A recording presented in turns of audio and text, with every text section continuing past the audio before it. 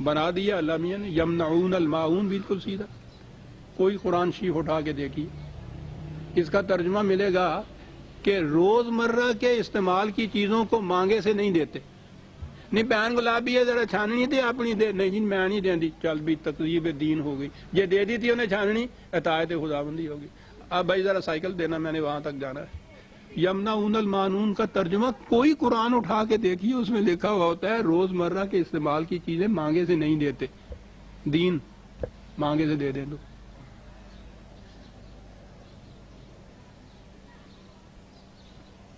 خود اس زبان میں یہ معان جو ہے معاون جسے کہا گیا ہے، بہتے پانی کو کہتے ہیں. یمنعون منع کرنا، یہ لفظ موجود ہے، روک رکھتے ہیں اس کو. یہ ہے وہ اوپر کہا گیا تھا نا کہ وہ یتیم کی پرواہ نہیں کرتے، مسکین کو کھانا نہیں دیتے. اسی کی تو تفسیر ہے کہ کرتے یہ ہیں کہ جس رزق کو ندی کی طرح، انہار کی طرح رواں چلنا چاہیے، یمنعون الماعون، اسے روک رکھتے ہیں. اب یہ روک رکھنا تو بہت قابل نفرت بھی ہے، اور ویسے بھی نظر آتا ہے کہ قرآن کی تو منشا کے خلاف ہے. تو یہ مزین کیسے بنا؟ مزین ایسے بنا کہ روک رکھو جتنا جی چاہے، سال کے بعد 2.5% اس میں سے دے دو. تو یہ ہو گئی زکوٰۃ. اور اب ہمارے ہاں جو احیاء ہو رہا ہے اسلام کا، اس میں تو اور بھی یہ چیز پرلطف ہو گئی ہے. اس میں آپ کو تو معلوم ہی ہوگا جن کا کٹتا ہے، زکوٰۃ اس میں کاٹی جاتی ہے وہ اماؤنٹ لوگوں کا جو ایسی شکل میں جمع ہے جس پہ انٹرسٹ یا سود ملتا ہے.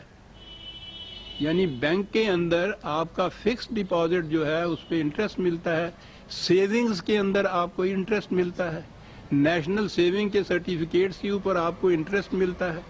ان اماؤنٹس پہ جس پہ گورنمنٹ خود سود دیتی ہے، وہ انٹرسٹ یا سود جسے قرآن نے اعلان جنگ کہا ہے خدا اور رسول کے خلاف، جس اماؤنٹ کے اوپر یہ انٹرسٹ یا سود ملتا ہے اس میں سے وہ زکوٰۃ کاٹتے ہیں.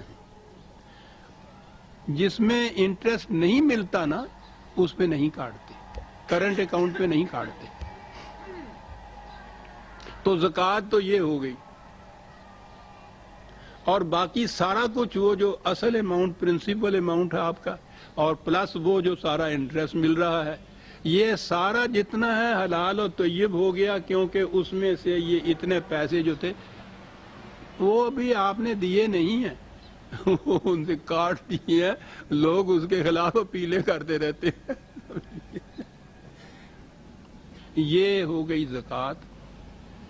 وہ ہو گئی صلاۃ. تو قرآن نے دو ہی تو حکم دیے ہیں پکے جو ہیں ساری جماعت، یقیمون الصلاۃ و آتوا الزکاۃ. یقین دونوں چیزیں آ گئی اس میں.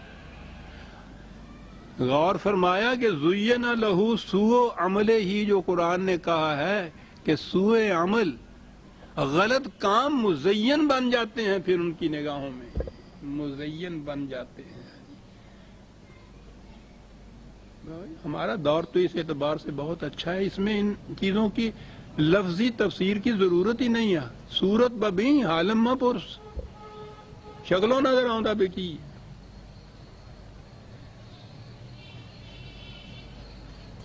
قرآن نے کہا کہ یہ جہاں بھی قرآن نے یہ کہا ہے، یہ اس کو نہر سے تشبیہ دی ہے قرآن نے. جنت کا رزق بہتے پانی کی ندی کی طرح رواں دواں ہے. اگر وہ ماء ہے، وہ لبن ہے، وہ خمر ہے، وہ عسل ہے، جو بھی رواں دواں رہتا ہے وہ تو جنت کا رزق ہے. جہاں بند لگا آپ کے ہاں کا، اور اس کے بعد اسی پانی کے اندر بگاڑ پیدا ہوا، جہنم کا بن گیا. اگلی آیت میں ہے وَمَغْفِرَةً مِّن رَبِّهِمْ، وہ اصل کا کہا. ایک تو یہ وہ اوپر تھے نا، دو بتائے. ایک وہ جو سیدھی راہ پہ چلا جا رہا ہے، دوسرا جس کو یہ اس کے غلط کام اچھے بن کے دکھائی دے رہے ہیں.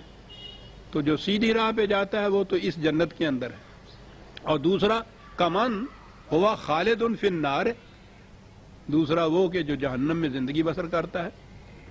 وہاں بھی اسے پانی ملتا ہے، کس قسم کا؟ وَسُقُوا مَاءً حَمِيمًا فَقَطَّعَ أَمْعَاءَهُمْ، پانی تو وہی تھا، جب یہ پیتا ہے تو انتڑیاں کٹ جاتی ہیں اس سے۔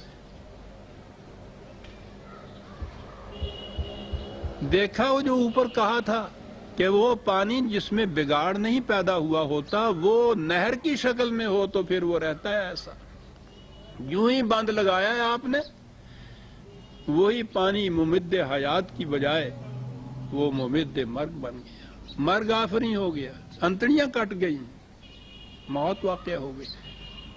انسانیت کی آج عزیزان من انتڑیاں کٹ گئی ہیں، زندگی کا کہیں نشان نظر دیا۔ حیوانی سطح کے اوپر تو زندگی ہے، انسانی سطح کے اوپر کہیں زندگی نہیں۔ یہ دونوں فریقوں کے متعلق قرآن نے تقابل کیا تھا۔ آپ دیکھتے ہیں کہ جنت اور جہنم کے تقابل میں بات کیا کہا گیا ہے، وہ پیسہ تو وہی ہوتا ہے، ایک سے حیات ملتی ہے، دوسرے سے انتڑیاں کٹ جاتی ہیں۔ یہی جنت اور جہنم کی زندگی، وہاں کیسے ہوگی یہ تو وہاں کی بات ہے، اور یہاں تو ہمارے سامنے جو کچھ ہو رہا ہے صاحب، حیات آور رزق جو ہے وہ تو کہیں نظر نہیں آتا، مرگ آفریں جو ہے وہ آج ساری دنیا کے اندر ہے۔ باقی رہا یہ کہ اب سانس لینے والے انسان چلتے پھرتے ہیں، تو قرآن نے کہا تھا نا کہ کما تاکل الانعام، یہ انسان نہیں ہے، کہا حیوان بھی تو چلتے پھرتے تمہیں نظر آتے ہیں، زندہ نظر آتے ہیں، وہ انہیں بھی زندہ اور مردہ حیوان کہا جاتا ہے نا، تو کہا یہی زندگی کا اشتراک ہے جو اس قسم کے معاشرہ کے انسانوں میں اور حیوانوں میں ہوتا ہے۔ ایک زندگی وہ ہے جو قرآن نے کہا ہے، استجیبوا للہ وللرسول اذا دعاکم لما یحییکم، او چلتے پھرتے حیوانوں، آؤ خدا اور رسول کی اس دعوت کے اوپر لبیک کہو جو تمہیں وہ چیز دے گا جس سے تمہیں زندگی مل جائے گی۔ زندہ انسانوں کو کہا جاتا ہے آؤ، دیکھا زندگی اور زندگی میں فرق، یہ ہے عزیزان من دونوں میں فرق۔ آیتیں تو دو ہی آج ہوئیں لیکن بات بڑی اہم تھی، وہ آ گئی۔ سورہ محمد کی آیت 15 تک ہم آ گئے عزیزان من، اور 16ویں آیت سے ہم آئندہ لیں گے۔ ربنا تقبل منا انک انت السمیع العلیم۔